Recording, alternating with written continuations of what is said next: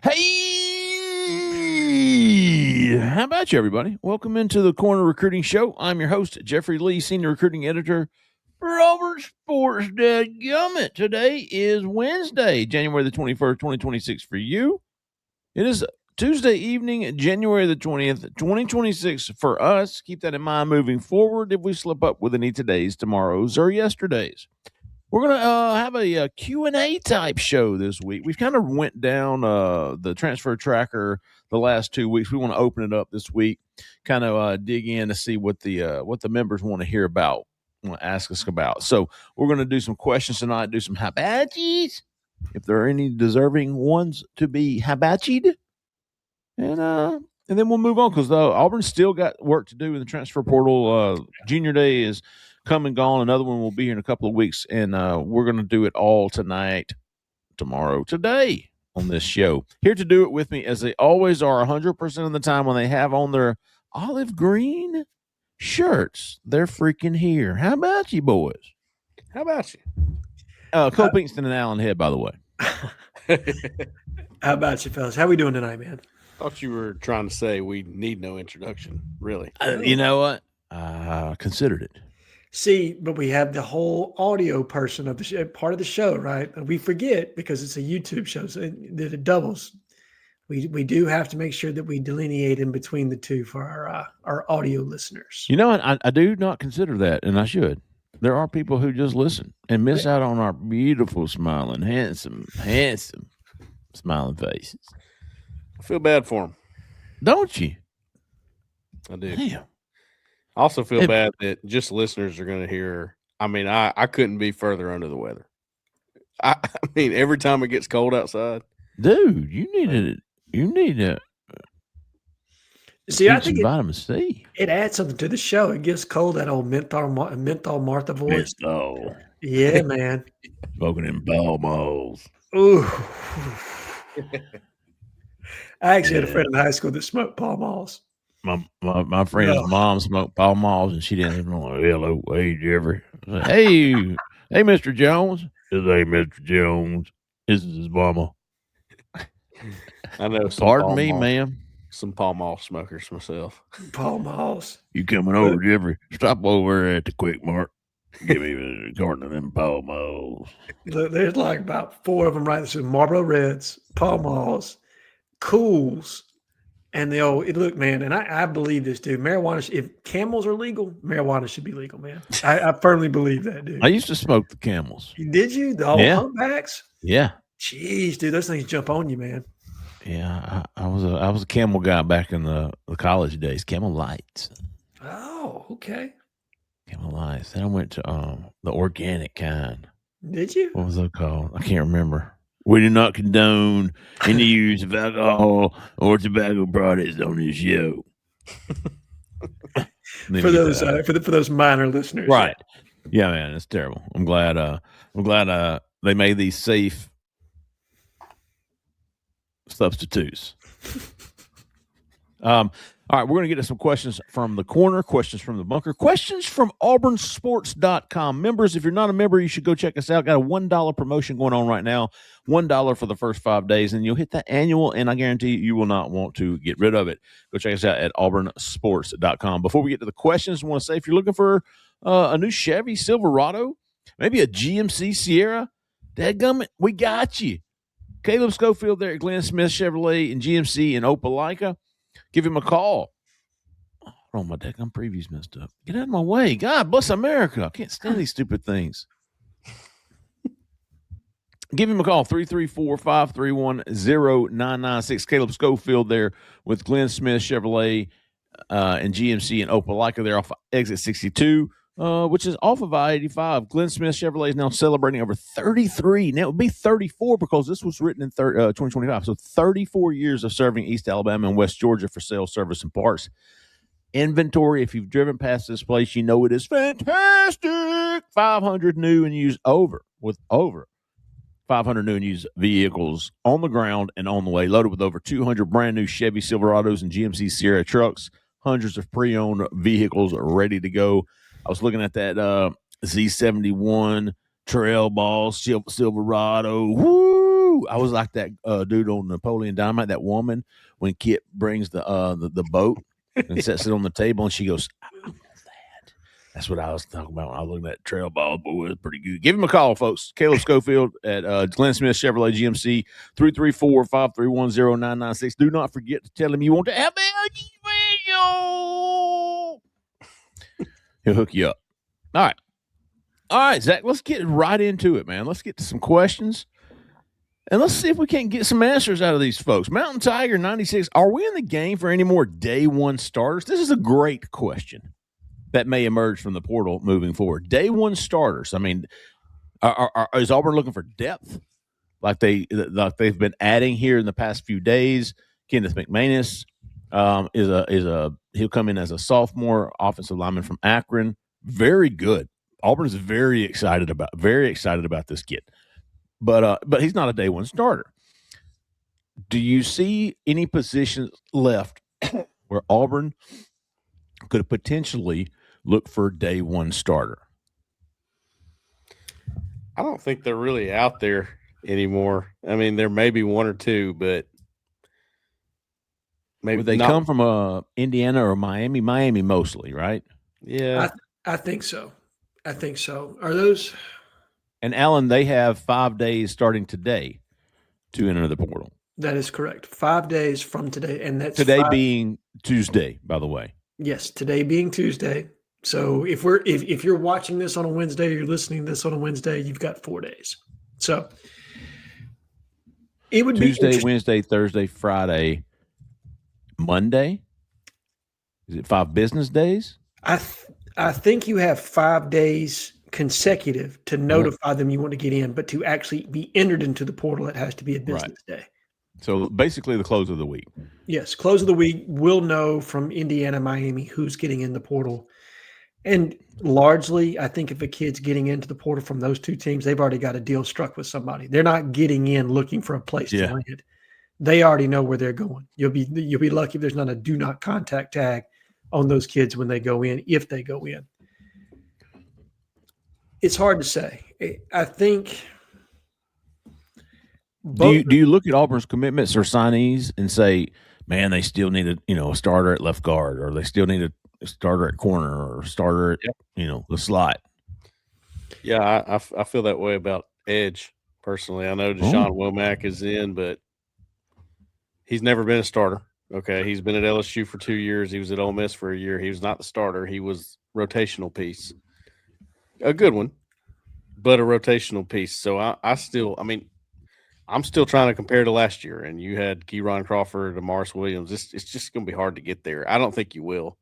So they're probably done there, but I feel like you could go find another one to go along with him. See, for me, I'm okay on the edge. I think at some point you have to develop players. You've got a young player in Jared Smith who has a lot of potential. And for him to ever hit that next level in his development, he's going to have to play.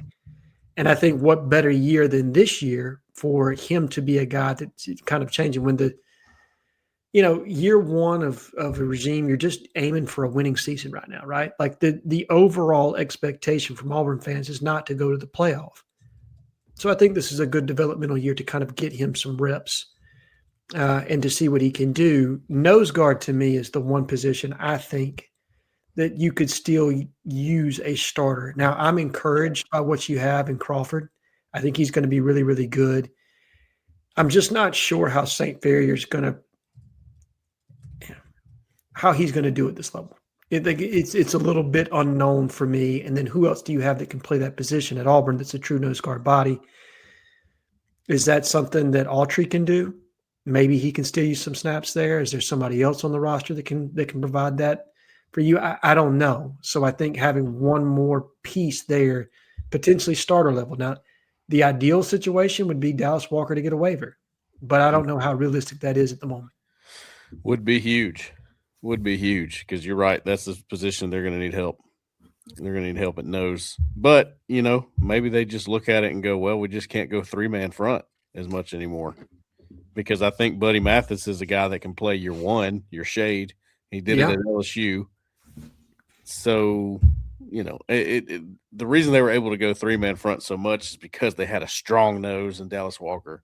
They had a strong 5 technique, strong side in Keldrick Falk.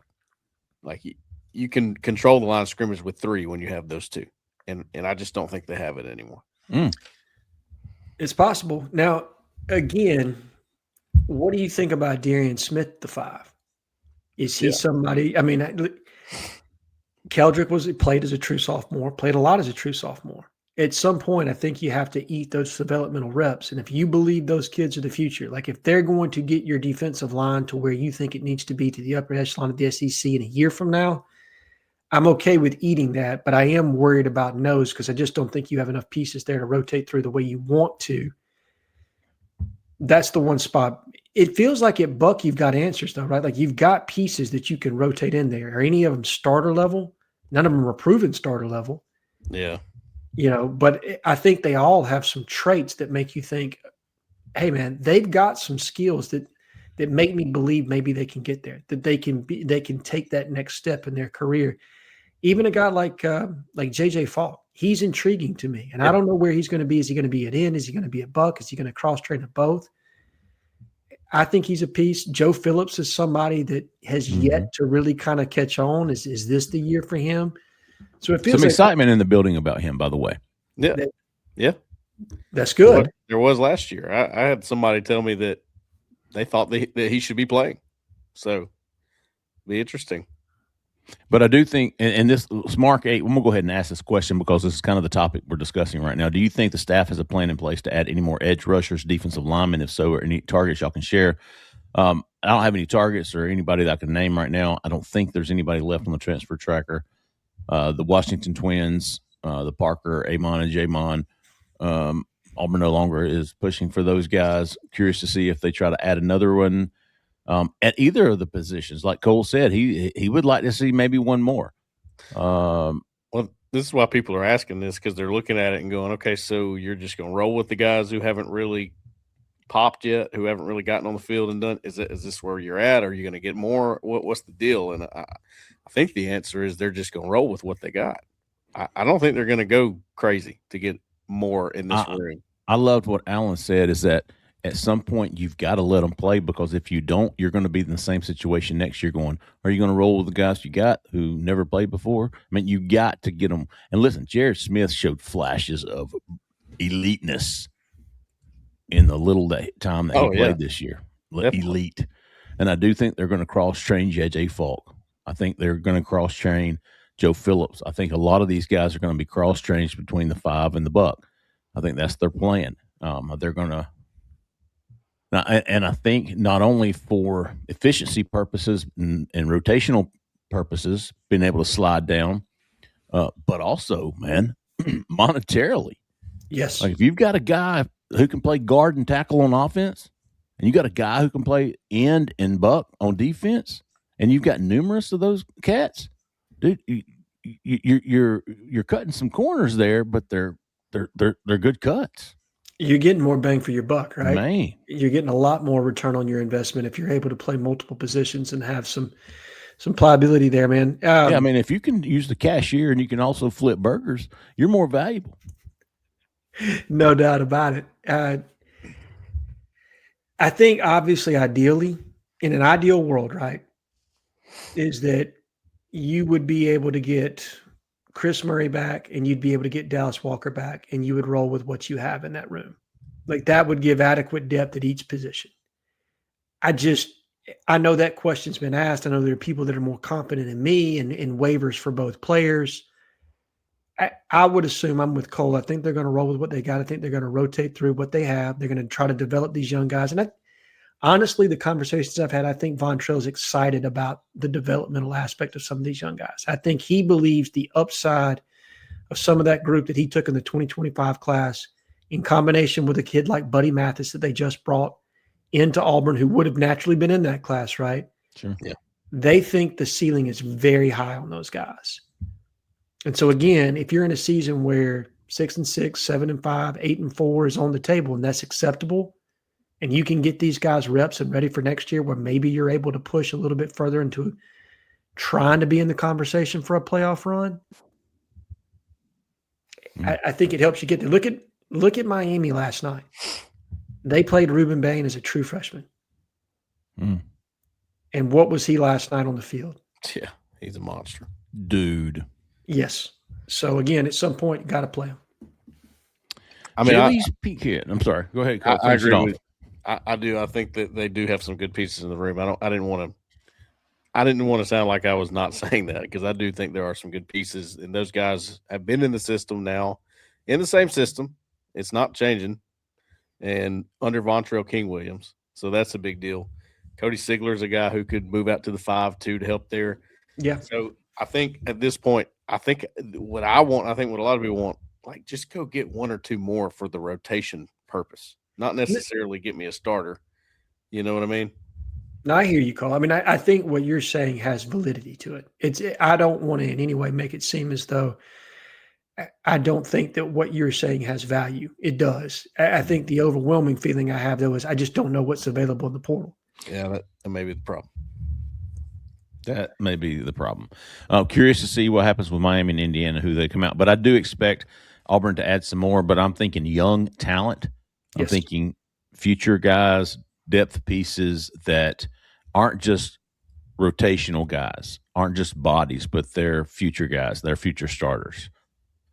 I'd All agree right, with Jelly that. Pinkett, what will be the top 3 positions of need for the 2027 class? Man, I've kind of started dipping my toes in the water of that 2027 class with the junior day and Israel Abrams and Terrence Smith and some of these guys who came down. Carlos May was back for the junior day. Not a huge junior day, about 15 guys, and I like that. Could give them all a lot of attention. But as far as positions of need, great quality. Positions of need for this class, I think back to the 2026 class, and I look for small groupings.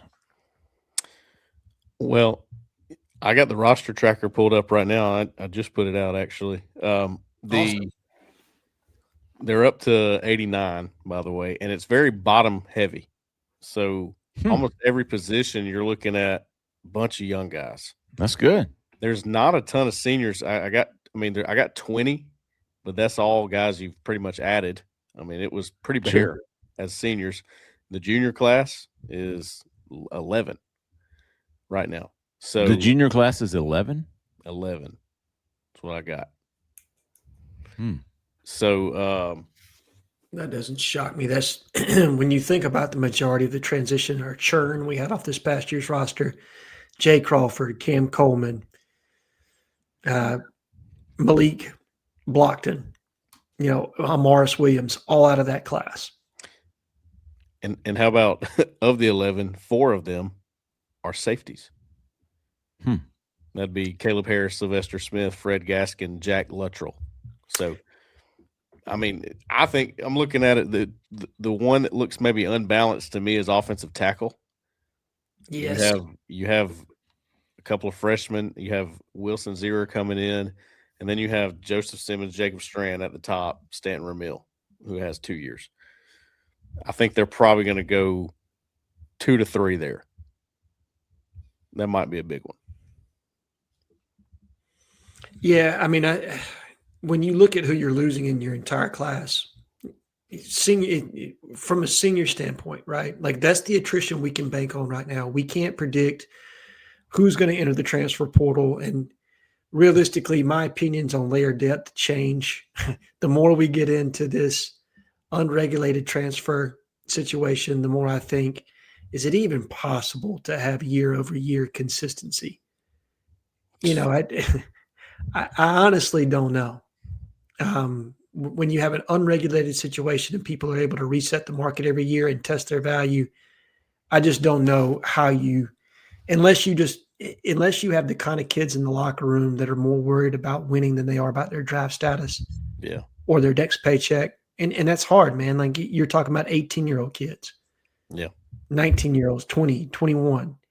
Having people that are willing to be unselfish, that's difficult, man. That's tough to find at that age. But offensive line, to me, you're going to lose 4 or 5 seniors. So Cole Best, Cole Skinner, Jack Learer, Joseph Simmons, Jacob Strand. Right. So that's it. Offensive line is going to be important. I think defensive line, particularly at nose, is going to be important, in my opinion. Yep. Quarterback, obviously, very important. You've got Byron Brown right now, but he's only here for one more year. So landing a signal caller, whether it's from the transfer portal or whether it's a young prospect that you really, really like, I think it's going to be important to continue to add to that room and make sure that you're adding quality arms. And if you, in an ideal world, if you could get both, I think you would. I think you'd find one more person, unless you become convinced that, is it Tia? Am I saying it right? Mm-hmm. Tia. Unless you can become convinced during the season that Tia is going to be your plug-and-play starter in 2027, yeah. I think you're probably back in the portal for another starter again. Yeah. I would have said corner, but, I mean, they keep adding these young guys to that room, you know? And may not be done. I think they'll take one more corner. I'm with you on that, Jeffrey. I mean, it's so much different this time because with the 120, is that what it is? 105. Excuse me. 20 more, 105. With this, you can restructure the roster. Like you can get it back to the layered depth that we've always talked about that was so hard to obtain. Sure. That's what they're doing. They're getting all these young guys like the McManus guy they picked up.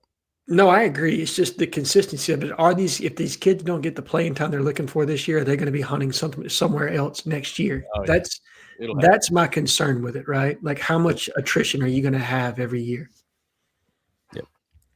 Adam P1, are Israel Abrams and Andre Adams the top two prospects at quarterback for the 2027 class? Me personally, I think they're two of the top. I think you got to throw in Elijah Haven. He's probably number one, Adam. And then I would say Israel Abrams. Don't forget about Crew Tractor. No, I'm just kidding. I was looking at Trey Taylor. Gunnar Rivers. Gunnar Rivers is going to be in there somewhere. Jace Johnson, his name comes up a lot. We'll see if they continue to recruit him. From South Georgia? Yes, and he's committed to A&M, and he mentioned Auburn recently too. So, who is this, Cole? This is Jace Johnson. Oh, yeah. From Valdosta. Yep. So it looks like they're swinging pretty high for quarterback class, right? I mean, let me. I don't think Auburn would turn either of those two cats down, but I don't know that they're the top two. I think Elijah Haven's probably going to be at the top of the board, and then those cats probably right underneath him, like 1B, tier 1B. Will Mensel's another guy that they've offered really quickly as soon as they got the job. And he is from Chandler, Arizona, and just lit it up at one of the camps. So he's a guy, too, to keep in mind. Okay. But like you said, the top of the room, will they have to go past it? I don't know. I cannot predict how quarterback recruiting will go yet. Yeah, right. Nowhere near. Oddly enough, Elijah Haven came out with his, I think, was it a top four? Top four. And Auburn was in it. Yeah. And LSU was not. Yeah. Is that right? Yeah, but that doesn't overly shock me given what Lane brought in this past year at LSU, because I think they went and grabbed a kid from SC, he's got right? Elijah Haven, the number one quarterback in the country, folks. Mm-hmm. Auburn, Alabama, Georgia, and Florida. He's a 5-star, the number one quarterback, number 14 overall recruit. He's a stud. And he's visiting. He has visited and will visit again. Let's see. Decone 2-4. Top 3 must-have prospects for this upcoming recruiting cycle. Class of 2027 must-haves. We love must-haves. There's no such thing. Must-haves. I mean, I think Donovan Moore. That's the first one I thought of as well. And we always, this is how we do this, Decone. Or I think we all look at it like the must-haves are like for perception's sake. Mm-hmm. Yeah. Right? Like, you've been leading for Donovan Moore since he was 12. He's the number one in-state player. He's at a huge position of need. Defensive line always is. Yes. So, the must-have of that, whether he's good or not, is perception sake. You lose him to an Alabama at this point, it looks really bad. You lose him to a Georgia or Ole Miss or LSU or anybody else, still looks really bad. I would throw Donovan Moore in there. I would throw. Does Carlos May belong in this conversation? I would absolutely. For me, he does. Yes. Mm-hmm. You could go Elijah Brown for the third one with all these in-state D linemen. I was going to start with give me the top 10 in-state guys, and let me just make my list from there. That's what I was looking at too. Mm-hmm. I mean, like you said, the ones from the other states, like you could understand if they go somewhere else, right? Especially it's crazy to me. We answered these questions, very similar questions, a year ago, and had a totally different mindset about it now. Mm-hmm. Not only has the transfer portal changed, the 105 has really changed a lot. I mean, it's changed a lot of how this goes. It's crazy to me that my mind is almost restructured thinking about it. Well, and is it just me, or do you feel like, and maybe it's the Indiana of it all at this point, and that's the hottest thing in college football, but that the emphasis, and this is from cues I've picked up from people I've talked to and kind of exchanging texts with you guys in private conversations we've had, but this staff is going to recruit high school. They're 100% going to do that. But how the money is distributed feels as though it's going to be weighted very heavily on production and veteran players. Yeah. And so paying a ton of money for high school talent to sit on the bench doesn't seem like a priority for the staff. Now, I will say that I feel like that's kind of changing across the landscape too. I don't think that's just unique to Auburn. I think that's a situation that people are realizing that get old, stay old is something that works at a lot of different places, right? Yeah. And so maybe the Georgias and the Alabamas and the Texases start reserving a little bit more money for veteran talent as well. And some of these 4-stars that have traditionally landed at these places, now they're up for grabs, but the monetary value is not as much. I'm going to be interested to see what college football is and recruiting is this next year. It's going to be a really interesting case study. But I do think there's going to be a de-emphasis across the board on high school recruiting as far as what you're paying them when they're still in a developmental status. Like it just doesn't make a lot of sense when you're trying to get return on investment to have a ton of money tied up in a kid that's going to spend his entire freshman year on the bench. It just doesn't. Yeah. Slack Daddy, how impressed are you all with this staff's execution of their plan, portal additions, and quietly putting together a dang heck of a junior day? Impressed, fellas, so far? Yeah. I think it's been very clean. I think they've done a good job. I think they definitely had a plan in place and had to put it together fast. Mm-hmm. I mean, they didn't have any wiggle room there. So that part has been impressive. I'm ready to see what some parts of this roster look like now that you've filled it out. And I've compared it 100 times to the previous roster. And that part I'm still waiting to see. I want to see how that plays out. Mm-hmm. Offensive line is a place I'm always looking at. What's this going to look like exactly? And that I don't have a clear answer on that yet, even though you do have a lot of options, it seems like. I think they've given themselves options. That's the best thing you can do at this point. I think you coined it perfectly, Cole. They've given themselves options. Do we know necessarily how good some of these options are going to be at this point? No. And for me to sit here and tell you that I can predict the future and I know exactly how good this kid is or this kid's going to be, I would be lying to you. But I do think that they've come in on a really, really truncated timetable and been able to fill holes. And I think they've also been able to overcome some narratives. I posted a little bit about this on the board today and some of what Cole Kublik said, but this is going to come off as me maybe being a little bit critical of Auburn's athletic administration. But maybe the narrative of retention, the way it was pushed during the coaching search, put this coaching staff in a pretty unfair spot, right? Because I don't know that retention at the way that it was kind of characterized or pitched was ever feasible. it's just you're going to have transition when you change coaching staffs and you change your modus of operandi and the way you go about things in the building and the relationships within the building. And then people make different assessments on players on the roster and what their value is. I don't think that was ever going to be consistent or that retention at the level that maybe the fan base believed it to be was possible. And so there was some anxiety amongst the fans that follow recruiting at the level with which we talk about it on this show about what are they doing? Are they going to have a plan? Are they going to get anybody? Is anybody going to land at Auburn? Well, now they've kind of started to ease those concerns. And they've picked up some players, in my opinion, that give you an opportunity to have success next year. Now, again, the totality of the class and every player in it can't begin to tell you what some of these guys are going to be. But I'm excited about it. I know that. And from an operation standpoint, Jeffrey, I think you're the one that can speak the best to this. But to me, it definitely feels like they knew what they were looking for. They were able to cast a wide enough net to be able to fill those holes. I've been highly impressed with everything that I've seen from the staff. It's so meticulous. They focused. They know what they want to do. They know what they need to do. They've already done their homework, the research, the scouting. It's been really fun to watch and just kind of every once in a while get to peek behind the curtain.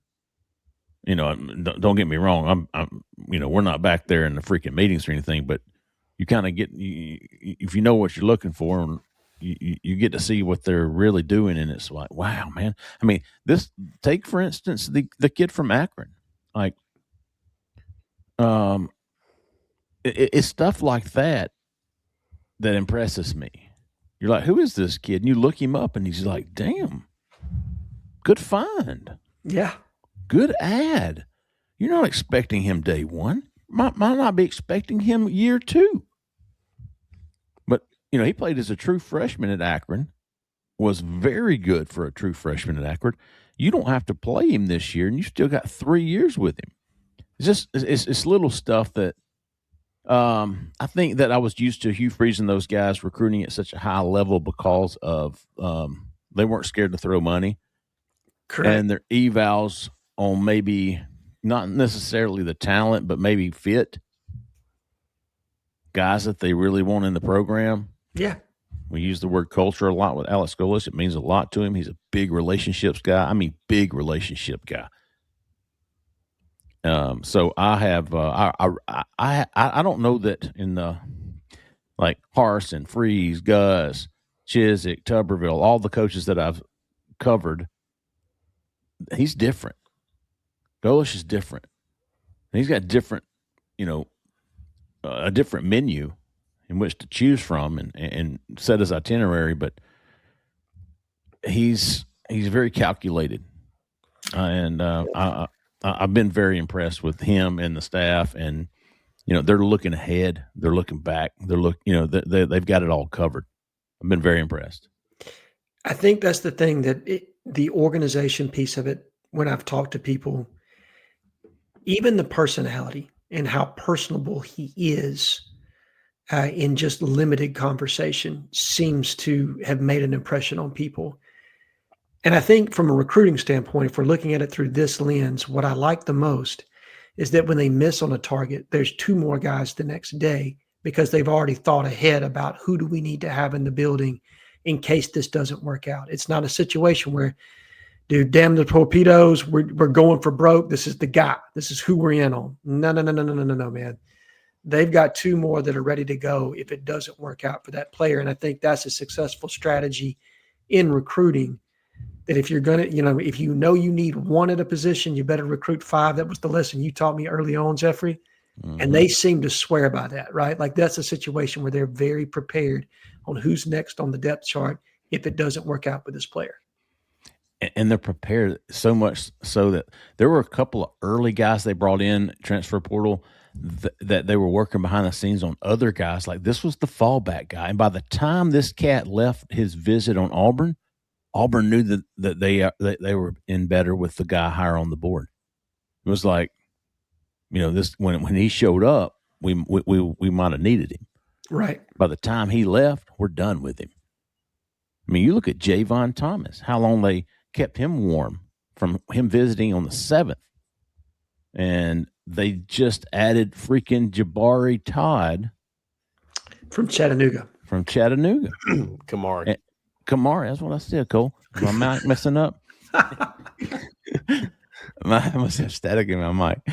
So I mean, it was things like that. I was like, wow, man, like what's going on back there? Like y'all, you know, it was. And listen, this might be going on in every place. I don't know, but I just know that at Auburn, don't worry about who's in charge and how they're doing things when it comes to Alex Golesh. That dude, he's got it.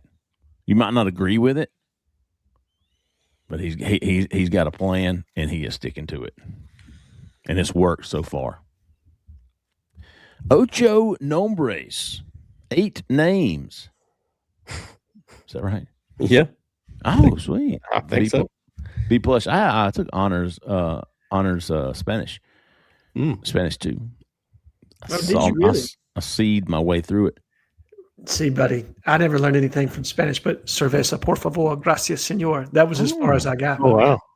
Yeah. Interesting. Is that a beer, please? Yeah, beer, please. And I learned that right before I went to Mexico for our senior trip. That was an important one. You need to know that. I learned the names. My dad was so proud. Oh, gracias. There you go. Need to mow it. Took Spanish in college. Oh, thank you for getting that, Alan.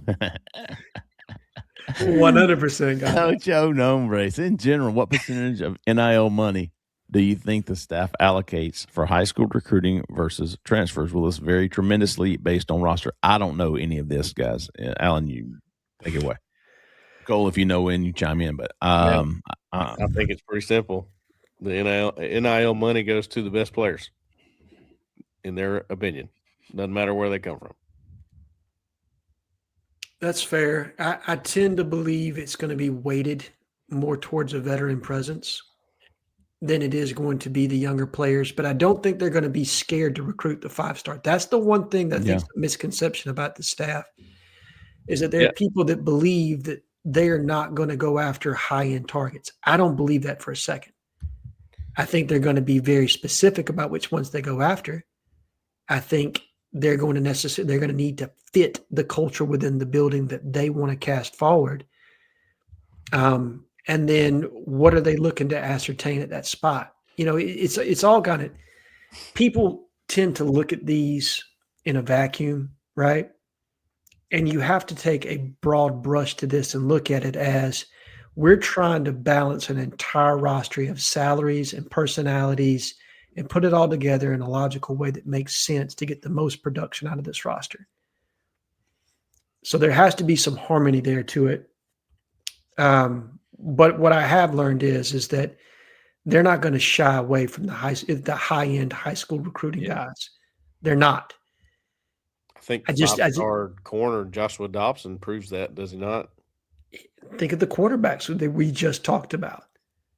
You're not in on those guys if you're not committed to providing a sizable chunk of NIL, right? But I think they are very interested in putting that money smartly into the right players and building it in a way that maybe you backload a little bit in some of these contracts and not front load as much so that you don't have dead money on the book. I think they want to be smart with how they structure contracts moving forward. Now, how can you do that from year to year on rev share versus NIL? I'm still trying to get smart on some of that. I'm still trying to figure out or wrap my head around the various ways that you can have some roster flexibility from a cap standpoint. And you guys will have to bear with me some. I'm just not smart enough yet in that arena to really know and understand. But I have had some conversations with people. I'm hoping to get some more insight into Auburn's strategy there. Again, my belief right now is the majority of the money, financially speaking, is going to go to the best players, as Cole said, and that's going to largely lean into vets. But there are going to be some young guys that get paid too because they're very intrigued by their skill set and what they can provide for the future. Yeah, a guy like Joshua Dobson, a 5-star in high school, they're willing to go all in for him because they think he can play immediately. That's a good point. It ain't. Hey, he's a 5-star. Let's stockpile these guys. It's that dude can play for us right now.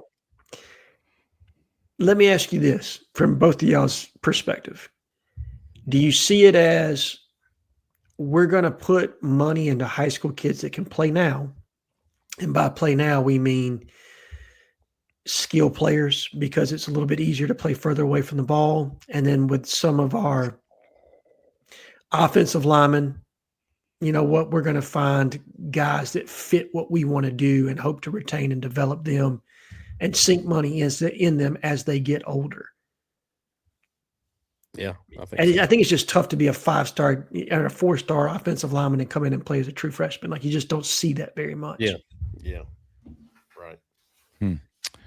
Auburn Nick, 2027 QB1 currently on our roster, or will we be in the $4 million plus portal quarterback shopping market again next offseason? Byron Brown has 1 year to play, and there are 3 very green freshmen behind him. I think the Tristan Tia addition is interesting because he is young and he hadn't played much, but they seem to be pretty big on him. And I mean, I don't know if he's going to be the starter. I'm not trying to say that, but he's definitely somebody they look at as he's got a chance.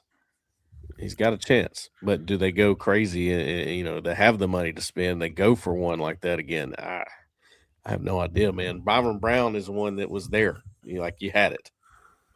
It's not necessarily a layup because it wasn't the easiest thing to get done. True, but it was there for you for the taking, and they got that done. Probably depends on what the rest of your roster is like, right? Like, if they hit at more positions in this class than they think they did, or that we think they did, or the general public thinks that they did, and so let's say they hit top end of what they're capable of this season, out the gate, they're at 8-9 wins like that. Well, then the chances of you taking a portal quarterback just shot way up, right? Mm-hmm. In my opinion. Yeah. Because how confident are you in a redshirt sophomore quarterback that has limited snaps, carrying your team with all this expectation now, moving into what's a pivotal season for you, grabbing real momentum at Auburn? So I think the chances go up of you getting a portal guy in that situation. If you go 6-6 this year or 7-5, Tia shows some real progression for you over the course of the season, and you're looking at the practice tape and you're like, he's really getting it. He's got some real arm talent. We think we can make the rest of this roster better around him. We'll take our lumps this next year with a young kid. So to me, it really depends on how the season plays out and what the rest of the roster turns out to be before I can really say, yeah, they're definitely back in the portal for a quarterback, or no, they're definitely going to develop Tia and he's going to be the guy. I think there's too many outcomes right now. We're too early into the Alex Golesh tenure to really know what the direction is going to be. The practice tape angle is interesting to me because I have some intel that when this staff came in, of course, there were some players that had production on the field and they had tape on the field, and then there's some that didn't.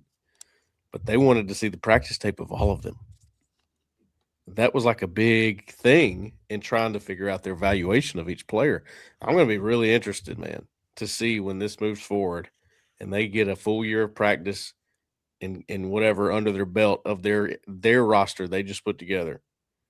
What do the NIL valuations look like with those players?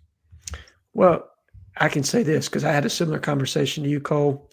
And I think this staff, what you practice like when people aren't looking, when there's not game day cameras on you, matters to them. How you carry yourself every day, every rep, matters to them. Are you competitive? Are you pushing yourself? Because if I'm going to invest that kind of money in you, I want to know that I'm getting your best every day, period. And it says a lot to me about the 35 to 40 guys that are still left. I agree. Previously, they definitely thought something of those guys.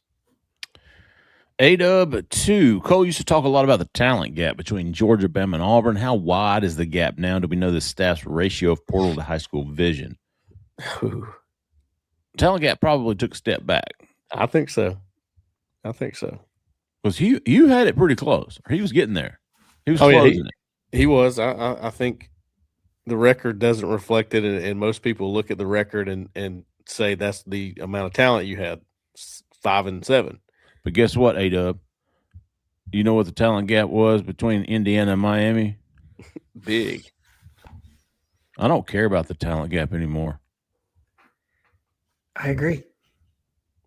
I mean, look, there has to be cared less about it. Yeah, there has to be a requisite amount of talent, right? Like there has to be a requisite amount of talent on the roster for you to be able to win. But how bought in is that talent? How motivated are they? I thought Signetti had a really good line last night in his post-game press conference where he said, I don't want to take credit for this. It's a credit to the kids on this team and maybe a credit to us for recruiting them. But we have kids in that locker room that care more about winning than they do about their draft stock. And the last 2 times that I felt like we've had that at Auburn were 2010 and 2004. Well, it's the only explanation that some of these really talented teams drop a game, right? What was the motivation level that week? Because they were more talented on paper, and that used to be what mattered the most. It did. And now it's changing. It's just changing. And I point back to an article I wrote a year ago. It was Vanderbilt that actually changed my perspective on this before Indiana. Like they were beating teams they should not be beating according to the old way of doing things. So now you got another one that has popped up, Indiana, and they're doing it. Does that work at Auburn? Is Auburn that far behind Georgia and Alabama? I don't think so. I just think it's not quite as close as it was. I don't think it's a huge gap. So, I'm just interested, man, to see it. It's hard to answer some of these questions, but hopefully that makes sense. Close enough. Yeah. Kramer, 420. He hates the weed. For the 2027 high school recruiting class, will we finish over under 13.5 in the final rankings? That's a good line. That's a great line. Because I think that's about where they're going to recruit, in my opinion. Top 15. Yeah. I think if you're looking at maybe one of Alex Golish's mentors in Josh Heupel, 10 to 15 is kind of where they've lived. This is the first year that I can remember since Josh has been at Tennessee that they finished top 10. Huh. So, and they've been 8 and 4 or better pretty much every year, minus year 1 during his tenure at UT. So I have no issue with it at this point. And for the people that try to put evaluations on transfer portal ranks, again, I think the team at On3/Rivals and the team at 24/7 are phenomenal. I think they do as absolutely as good as you can. But to try to put an evaluation on 10,000 kids versus their peers and the amount of time that they have is a fool's errand. Yeah. Okay? It's too hard, man. So you can't factor that into the way it's trying to be weighted. Which is why they're leaning pretty heavily on their high school evaluations of the players. Yeah. When they gave them stars out of high school, like they lean on that because that's the talent ceiling you're looking at, whether they produced or not, when they get to the portal. But do we think top 10's out of the question? Like no chance. Oh, no, I don't. I don't think it's out of the question. I just question the volume in year 1 of what they're going to take. And so I think because of volume, you're going to be closer to 15 than you're going to be to 10. Here's another question. I would go over, by the way, Kramer. Over as in? I think they'll be 14, 15, somewhere right in there. Okay, I'm in the same.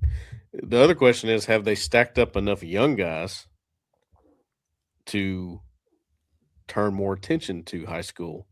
Yes.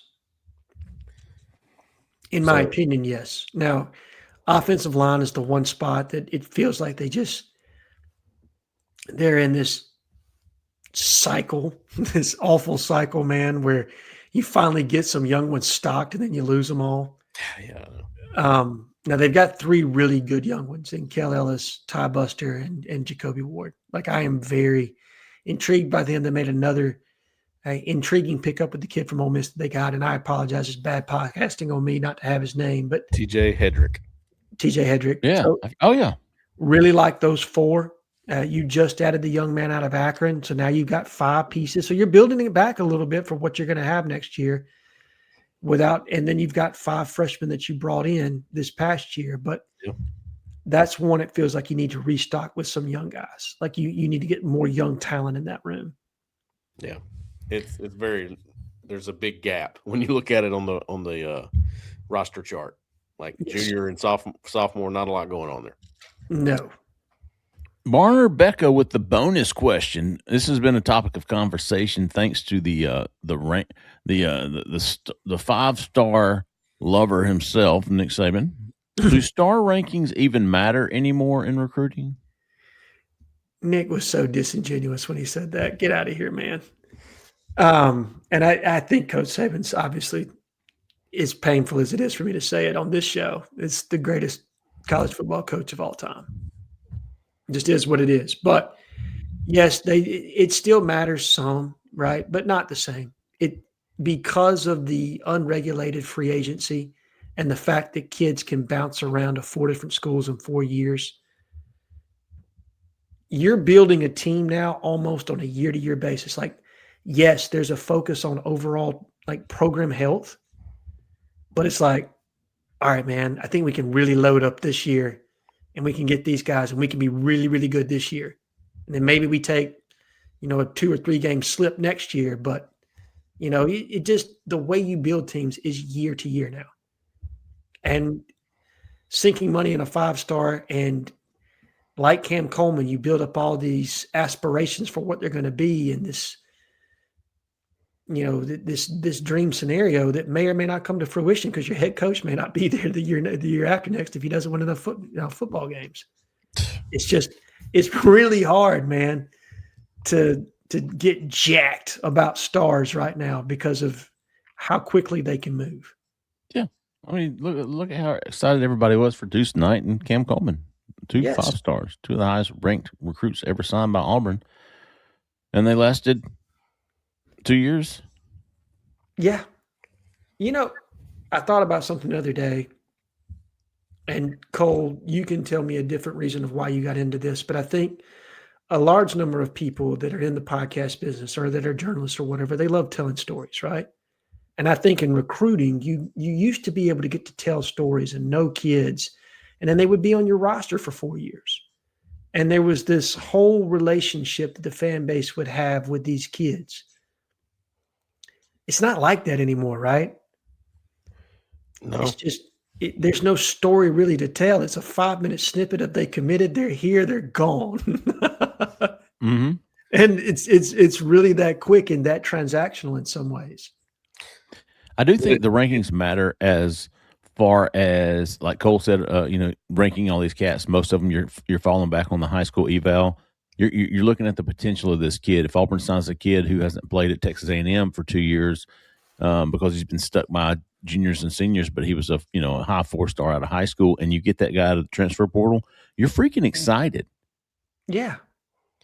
Well, the one part about Nick Saban's comment that I think we're all forgetting here, which was what, Alan? Like, we didn't care about what Poindexter thought or whatever, right? That does our ranking. Basically, yes. Okay, he's probably telling the truth in his mind, right? Sure he is. Because I think Josh Jacobs was the example used. Who was a 3-star running back. Okay. And Damian Harris was unfortunately the butt of the joke, but go ahead. Yeah. She was catching straight. Josh Jacobs got a bump. Josh Jacobs got a bump, as we saw that. He got the Bama bump. Okay, well, guess what? The Bama bump was working because those players were dang good. I will say this. I do not believe that Nick Saban relied on recruiting services to tell him who to recruit.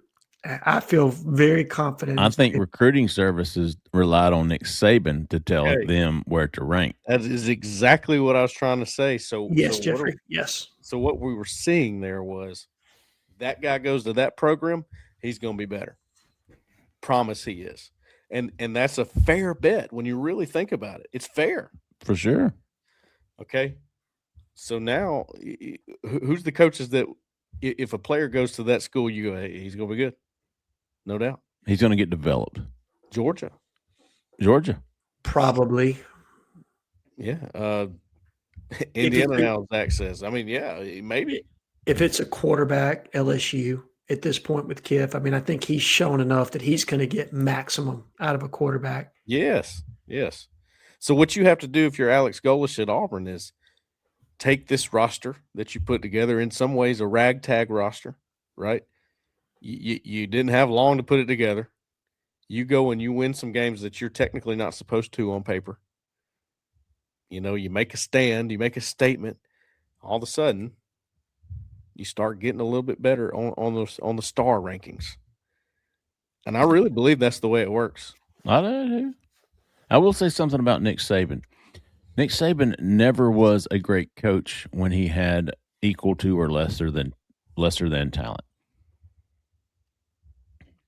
No, he was. Cignetti won his national title in Indiana in year 2. Nick Saban, I think, was 7-6 or something like that. He was 7-6 in year 1. He was 10-2 in year 2. I think didn't they lose to Florida in the SEC championship game? Yeah, and then they won it all in year 3. I think he's just jealous of Cignetti. But you saw him in the NFL. He was a shitty coach. He got his ass handed to him. He couldn't handle it. And then the NIL comes around. He's like, I'm dipping. Deuces. I'm going to go out here and make fun of this place. It's kind of like But yes, Alan, he is. You can't make an argument against that. He's not, at least in our generation of our lifetime, the greatest college football coach. Yes. Oh, yeah. And he made sure that he was never lesser on paper than anybody he matched up with. It's like the team has that undefeated record when they had the lead at halftime. He made sure they always had the lead in talent. The means in which he used to get that. Well, that's different. It's for another show. Hey, look, we were talking about stories. One of my favorite journalist stories that I ever told is Jeffrey Lee behind the scenes covering Peaches and that whole situation with that recruitment in Callaway. Still, dude, I honestly, like, if you wrote that story today, I don't think you would have gotten half the scrutiny that you got at the time that you put that out. Oh, yeah. Think about, I mean, it would almost be accepted. Yeah. You know what I mean? Like, oh, hell yeah, that happened. Of course that happened. You know what I mean? Of course we believe that. Yes. Just like Bruce having recruits at a cookout or something, right? Whatever that happened with that. Like, whatever. The barbecue. Yes. Yeah. Like, come on. Who's my man from Jeremy Pruitt handing out cash? Yeah. McDonald's bags. I mean, what's wrong with some hookers on your burner? Who gives a shit? I wasn't going to go that far, but they were massage therapists, Jeffrey. Come on. My apologies. Let me get that number. I got a sore shoulder. All right, let's get some how about yous, fellas. I got a couple. Okay. And honestly, I apologize because my Twitter post or my X post on Tyler Johnson and me posting his blocking in the somebody posted that on the corner, and there was just everybody who replied to that post was hilarious. But man, I mean, it's been like nonstop. Even when I came out of the woods, just like I'm writing stories and putting them up before I go in the woods, and then when I come out, it was like so. Anyways, I have done a poor job of recording deserved how about yous. So forgive me. I will do a better job moving forward. So as of today, I've only got 2. Space Otter. How about you, big dog? And I think he made a gif of me or something. It was funny. Whatever. And Adam P1, who said, remember my what's the Glenn Beck? What's his name? What's the quarterback's name from Carson Beck? Carson Yes. Beck. Yeah. Remember when I did that? Yeah. He said that's him Show looking for his. How about you? So how about you, big dog, out of P1? That's good. That's what I got. Nice. Okay. First one for me is Will Collier. Oh, Will. Posted a picture of the Indiana kicker. And the title of it is Drives a Camaro and Dates a Girl Named Mindy. Oh. For those that haven't seen it. Oh, yeah. Exactly. I haven't seen it. Oh, Dude, yeah. Swear he looks like what's the Ray Finkel from For sure. from Yeah. Ace Ventura. Oh, yeah, for sure. And then let's see. Here we go. For AU.will. He starts a thread called New Commit ? Now, this is obviously of Trey Proctor. He did this today. Obviously, Trey Proctor committed yesterday. Somebody obviously lets him know, like, hey, welcome to yesterday. And he comes back, to his credit, says, got wasted last night, still feeling it. Edit. I think I actually read that article last night. Hey, who was the How About You Two after Will Collier? It is AU.will. I like a little bit of hungover honesty, man. Okay. Funny. Is that it for you, Alan? That's it for me, just two. I got three. Tindy Man. Yeah. TNDIEMAN. It's all one word. Tindy Man. Appreciate him. Let's go words of encouragement. That's what he is from this week. Pomostaclanes. I have enjoyed the character arc of Pomostaclanes of late. He's a lot like TaylorMade. Like, this guy was extremely negative about things. All of a sudden, he's going, I kind of like this running back. I hear you, man. I kind of like this. I see that in the same for Pomo. To Pomo's credit, he was very adamant when Hugh was hired. He was not a fan of Hugh Freeze. He would never be a fan of Hugh Freeze.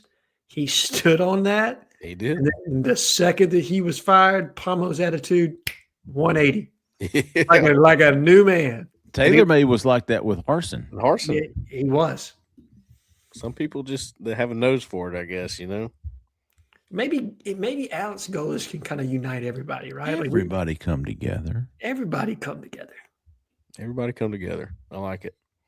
And then my third one is Bruce Goat Pearl, all one word. He's a good one, man.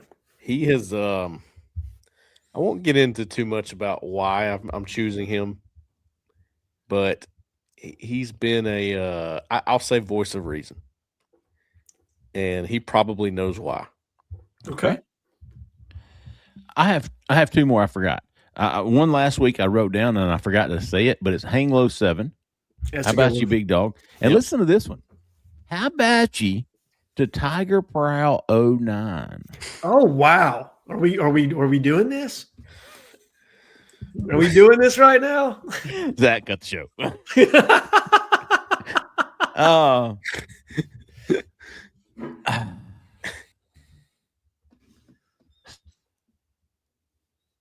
For how about you to Tiger Prowl 09? There you go. I'll just leave it at that. Yeah. How about you, big dog?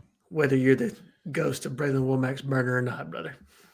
Tiger Prowl 09. Not to be confused with Tiger Prowl 10 because he stands by that they're not the same person, even though he admitted they're the same person.